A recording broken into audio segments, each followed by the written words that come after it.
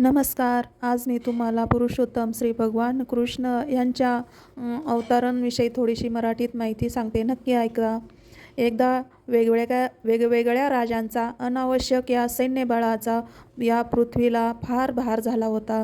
हे सर्व राजे खरे पाहता असुर होते, परंतु स्वतःला मात्र ते शूर क्षत्रिय म्हणून घेत. त्यांच्यामुळे सर्व जग त्रासून गेले होते. अशा वेळी पृथ्वीची अधिष्ठाती भूमिदेवी दुष्ट राजांचा होणारा उपद्रव ब्रह्मदेवांना वधित करण्याकरिता त्यांच्याकडे गेली. त्यावेळी भूमिदेवीने गायीचे रूप धारण केले होते आणि अश्रुपूर्ण नेत्रांनी ती भगवान ब्रह्मदेवासमोर उभी राहिली. ती अनाथ होती आणि ब्रह्मदेवाची करुणा जागविण्याखातर ती रडू लागली. तिने पूर्ण पृथ्वीच्या विपदाग्रस्त स्थितीचे वर्णन केले. ते वर्णन ऐकून ब्रह्मदेवांना फार दुःख झाले आणि ते तात्काळ क्षीरसागराकडे निघाले. क्षीरसागर हे भगवान विष्णूंचे निवासस्थान आहे. क्षीरसागराकडे प्रयाण करताना शिवप्रमुख सर्व देव त्यांच्या समवेत होते. पृथ्वी देखील त्यांच्याबरोबर निघाली. क्षीरसागराच्या किनाऱ्यावर आल्यावर भगवान ब्रह्मदेव भगवान विष्णूंना प्रसन्न करण्याचा उपाय करू लागले. भगवान विष्णूंची पूर्ण काळात दिव्य वराह रूप धारण करून पृथ्वीला वाचविले होते. दैविक मंत्रात पुरुष शुक्त म्हणून एक विशिष्ट प्रकारे शुक्त आहे. सैन्यात देवी देवतांच्या पुरुष शुक्ताचे उच्चारण करून भगवान विष्णूंना प्रणाम करतात. येथे असे समजून येते की प्रत्येक ग्रहाची अधिष्ठात्री देवता जेव्हा कधी आपल्या ग्रहावर उपद्रव निर्माण होते, तेव्हा या विश्वाचे परम स्वामी ब्रह्मदेव यांना भेटू शकते आणि ब्रह्मदेव भगवान विष्णूची भेट घेतात. पण ती प्रत्यक्षपणे नव्हे तर क्षीरसागराच्या तटावर तिष्ठत राहून या द्वीप नावाचा एक लोक आहे. त्या लोकात क्षीरसागर आहे. अनेक वैदिक शास्त्रातून असे समजते की ज्याप्रमाणे या ग्रहावर खराट पाण्याचे समुद्र आहे, त्याचप्रमाणे इतर ग्रहावर वेगवेगळे समुद्र आहेत. काही ठिकाणी दुधाचे समुद्र आहेत, काही ठिकाणी तेलाचे, कोठे मधाचे आणि असेच वेगवेगळे समुद्र आहेत. पुरुष शुक्त ही अशी एक आदर्श प्रार्थना आहे की देवता भगवान क्षीरोदकशाही विष्णूंना प्रसन्न करण्याची तिचे उच्चारण करतात. हे विष्णू भगवान दुधाच्या समुद्रात पहुडतात, म्हणून त्यांना क्षीरोदकशाही विष्णू असे म्हटले जाते. देवांनी पुरुष शुक्ताने भगवान विष्णूची स्तुती केली, परंतु त्यांना काही प्रत्युत्तर मिळाले नाही. नंतर स्वतः ब्रह्मदेव ध्यान करू लागले आणि तेव्हा विष्णूकडून ब्रह्मदेवांना संदेश मिळाला. तो संदेश ब्रह्मदेवांनी नंतर देवापर्यंत पोहोचविला. वैदिक ज्ञान प्राप्त करण्याची हीच प्रक्रिया आहे. वैदिक ज्ञान प्रथमच भगवंताकडून हृदयाच्या माध्यमातून ब्रह्मदेवांना प्राप्त झालेले आहे. श्रीमद भागवतात प्रथमच म्हटले आहे, तिने ब्रह्म हृदयात या अधिकवयते अर्थात वेदांचे दिव्य ज्ञान हृदयात ब्रह्मदेवाकडे संक्रमित करण्यात आले. त्यानुसार येथेही भगवान विष्णूकडून प्राप्त झालेला संदेश केवळ ब्रह्मदेवच समजू शकले आणि तात्काळ कृती व्हावी म्हणून त्यांनी तो संदेश देवापर्यंत पोहोचविला. पूर्ण पुरुषोत्तम भगवान आपल्या परम प्रबळ शक्तीसहित लवकरच धर्तीवर अवतरित होत आहेत. या परित्राणाय साधूंना विनाशाय या दुष्टताम हे आपले कार्य साधन करण्याची जितका काळ ते या पृथ्वीग्रहावर राहतील, तितका काळ देवदेवतां देखील यांचा ह्यार्थ तेथे राहावे. त्या सर्वांनी त्वरित वधूवंशीय कुटुंबात जन्म घ्यावा आणि योग्य त्या समयी भगवंत देखील त्याच कुळात अवतरित होतील. स्वयंपूर्ण पुरुषोत्तम भगवान श्रीकृष्ण वसुदेवांचे पुत्र म्हणून अवतरित झाले. त्यांचा अवतारणापूर्वी भगवंताच्या कार्यात सहभागी होण्यासाठी आपल्या पत्नी सहित सर्व देवगण जगातील वेगवेगळ्या धार्मिक कुटुंबातून जन्माला आले. येथे तत्पर्यार्थ हा विशेष शब्द योजला आहे. त्याचे अर्थ असा की भगवंताच्या प्रसन्नतेसाठी देवतांनी पृथ्वीवर जन्म घ्यावा. दुसऱ्या शब्दात भगवंतांना प्रसन्न करण्यासाठी जीवनपायपण करणारा कोणताही प्राणी मात्र हा देवतांमध्येच मोडतो. वरील संदेश देवतांना असाही समजले की जे भगवंताचे पूर्ण शब्द आहेत तेच आपल्या लक्षावधी फणांनी जे ब्रह्मांडातील ग्रहांना धारण करतात ते अनंत देव देखील श्रीकृष्णांना अवतारणापूर्णच अवतरणी होतील. तसेच सर्व बद्ध जीवनात भ्रमात टाकणारी विष्णूची बहिरंगाशक्ती जी माया, ती सुद्धा भगवंताचा हेतू संपन्न करण्यासाठी अवतरित होईल. त्यानुसार भूमीसहित देवतांना आदेश देऊन आणि त्यांचे गोड शब्दांत सात्वन करून प्रजापतीचे पिता ब्रह्मदेव भौतिक ब्रह्मांडातील सर्वोच्च ग्रह जो ब्रह्मलोक त्या आपल्या लोकात निघून गेले. यदुवंश प्रमुख सूरसेन महाराज हे मथुरा म्हणून ओळखले जाणाऱ्या राज्यावर आपल्या आणि त्यांच्याबरोबर सूरसेने जिल्ह्यावर राज्य करीत होते. ज्याच्या राजशानशाहीमुळे मथुरा ही सर्व यादव राजांची राजधानी बनली. यदुवंशातील कुटुंबे अत्यंत धार्मिक होते आणि जसे भगवान श्रीकृष्ण द्वारकेत शाश्वतपणे निवास करतात तसेच मथुरेत देखील शाश्वत निवास करतात याचे त्या सर्वांना ज्ञान होते. आणि मथुरा ही यदुवंशातील राजांची राजधानी होण्याचे दुसरे कारण आहे. एके समयी सूरसेनांचे पुत्र वसुदेव नुकतेच देवकीबरोबर विवाह झाल्यानंतर नववधू समवेत रथात बसून घरी चालले होते. देवकीचे पिता देवक यांनी प्रचंड हुंडा दिला होता, कारण आपल्या मुलीवर त्यांचा अत्यंत स्नेह होता. त्यांनी सुवर्णाने अलंकृत केलेले शेकडो रथ वसुदेवांना दिले होते. त्या समयी उग्रसेनाचा पुत्र कंस याने स्वइच्छेने आपली भगिनी देवकी हिच्या प्रसन्नतेसाठी वसुदेवाच्या रथाच्या घोड्याचा लगाम हाती घेतला आणि तो रथ हाकू लागला. जेव्हा मुलगी विवाह होते तेव्हा तिच्या बंधूने तिला आपल्या मेहुण्याला घरी पोहोचवायचे असते.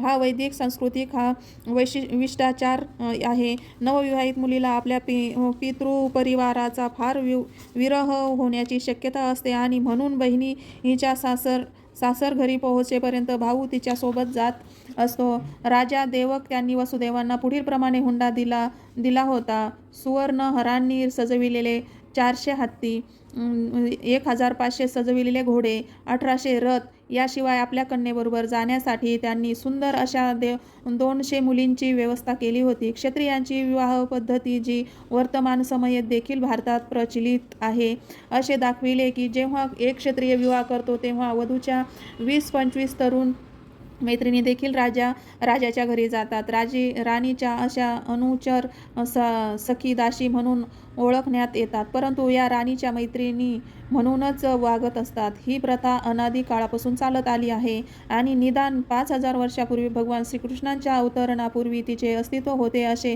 कळते. वसुदेवांनी आपल्या पत्नी समवेत 200 सुंदर मुली आपल्याबरोबर आणल्या. नववधूवर रथातून जात असताना मंगल क्षणाची सूचना म्हणून नानाविध संगीत वाद्ये वाजत होते.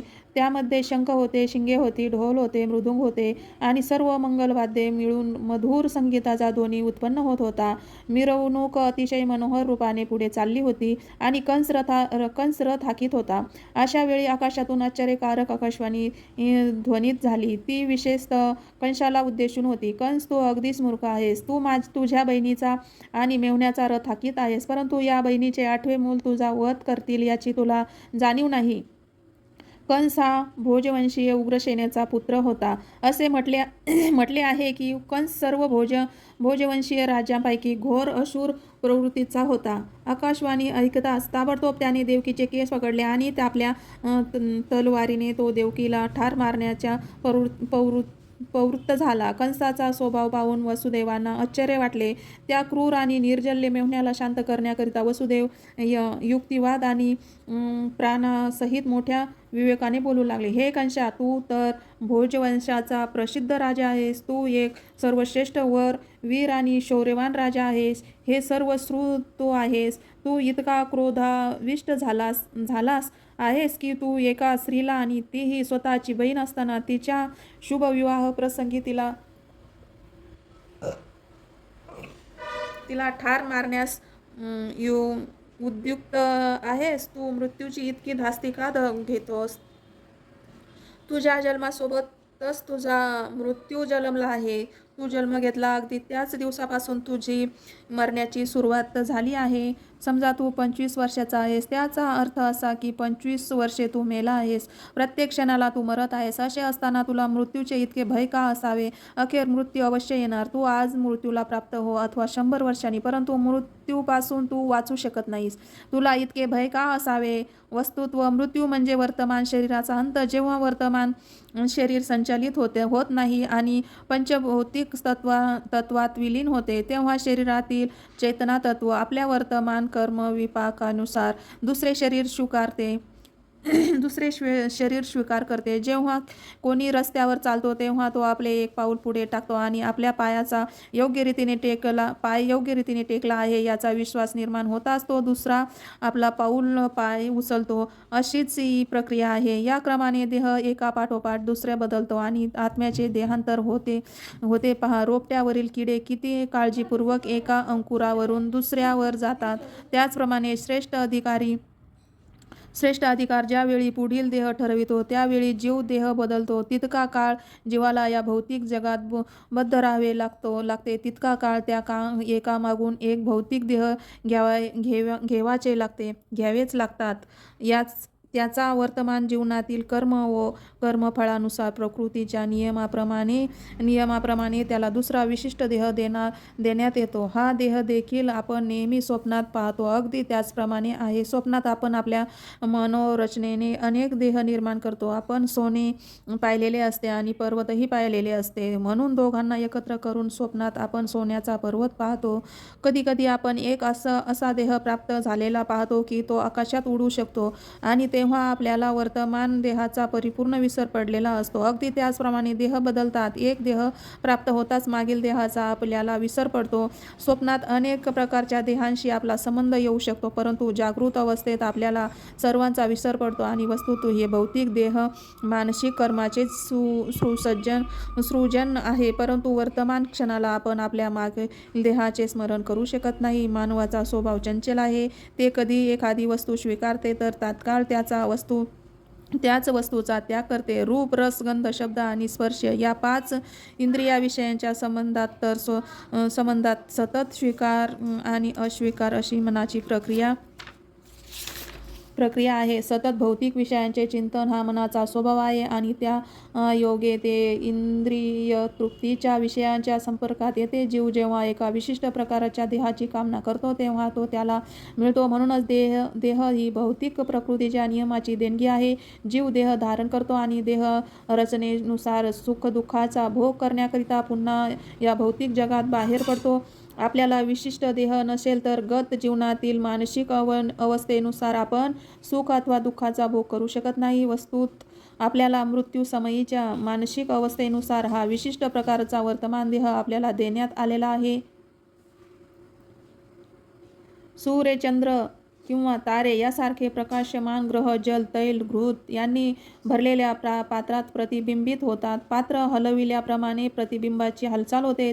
चंद्राचे प्रतिबिंब पाण्यात पडलेले असते आणि पाण्याच्या संचलनामुळे चंद्र देखील हलल्याप्रमाणे वाटतो, परंतु वस्तुतः चंद्र स्थिरच असतो. त्याचप्रमाणे मनोधर्म जीव वेगवेगळ्या प्रकारचे देह मिळवतो आणि त्याचा असा देहांशी वास्तविकपणे काही संबंध नसतो. मायेच्या संबंधाने मायेच्या प्रभावाखाली भुरळ पडून जीव स्वतःला एखादा विशिष्ट देह समजतो. बद्ध जीवनाची अशी रीत आहे.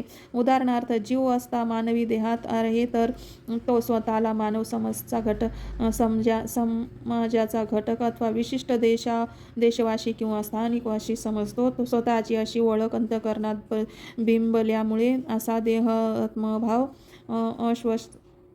आश्वस्त नसताना नवीन देहाची तयारी होण्याला कारणीभूत ठरतो. अशा वासना आणि मनोधर्म विविध देह प्राप्त होण्याची कारणे आहेत. भौतिक प्राकृतिक आवरणात्मक प्रभाव माया हा इतका प्रबळ असतो की जीवाला कोणताही देह प्राप्त होतो त्यामागे संतुष्ट असतो आणि त्या देहाशी स्वतःची ओळख करण्यात तो मोठ्या आनंदाचा अनुभव करतो. म्हणून आपल्याकडे मी प्रणित करते की शरीर व मनाच्या संकेतावरून, आदेशांवरून विकारांच्या उद्वेगात वाहून जाऊ नका. धन्यवाद.